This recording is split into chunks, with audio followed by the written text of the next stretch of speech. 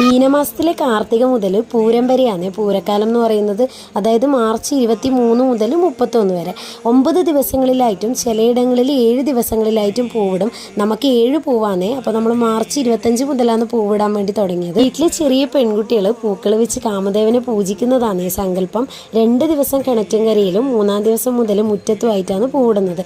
പല നാട്ടിലും പല രീതിയിലാണ് ചടങ്ങുകളും കാര്യങ്ങളൊക്കെ. നമ്മളിവിടെ തന്നെ എല്ലാ വീടുകളിലും ഇങ്ങനെ തന്നെ ആവണമെന്നില്ല. ഉച്ച സമയത്താണ് നമ്മൾ പൂവിടുന്നത്. അതുകൊണ്ട് തന്നെ രണ്ടാൾക്കും ഇത്രയും ദിവസം പൂവിടാൻ വേണ്ടി പറ്റിയിട്ടില്ല.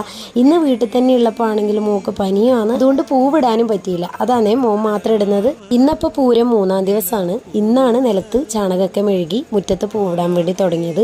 ഇന്നു മുതൽ തന്നെയാണ് ചാണകത്തിനെ കൊണ്ട് കാമന ഉണ്ടാക്കാൻ വേണ്ടി തുടങ്ങിയത്. ഇത്രയും ദിവസം കിണറ്റുംകരയിൽ പൂക്കൾ മാത്രം ഇടുവാന്ന് ചെയ്തത്. ഈർക്കില് പൂക്കൾ കോർത്ത് കാമന്റെ തലയിൽ ചൂടിക്കൊടുക്കും. കൊടയാന്നുള്ള സങ്കല്പത്തിലാണ്. നമുക്കൊട്ടും പൂക്കളില്ലാത്തത് കൊണ്ട് തന്നെ ഉള്ള പൂക്കൾ വെച്ച് ചെയ്തതാണ്. പൂരത്തിന്റെ മെയിൻ പൂക്കൾ എന്ന് പറയുന്നത് ചെമ്പകവും ചെടപ്പവും തന്നെയാണ്. ഇതൊന്നും നമുക്ക് കിട്ടാത്തതുകൊണ്ട് തന്നെ നമ്മളുള്ള പൂക്കൾ വെച്ചിട്ട് പോകും. രാവിലെ പൂവിട്ട് കഴിഞ്ഞാൽ പിന്നെ സന്ധ്യക്ക് വിളക്ക് വെക്കുന്ന സമയത്ത് പൂവിന് വെള്ളം കൊടുക്കും. വെള്ളം കൊടുത്തു കഴിഞ്ഞാൽ ഉറക്കെ കൂവും. അതാണ് നിങ്ങൾ ആദ്യം കേട്ടത്. നിങ്ങളെ നാട്ടിലെ പൂരവും പൂവിടലെല്ലാം ഇതുപോലെ തന്നെയാണോ എന്ന് കമന്റ് ചെയ്യണേ.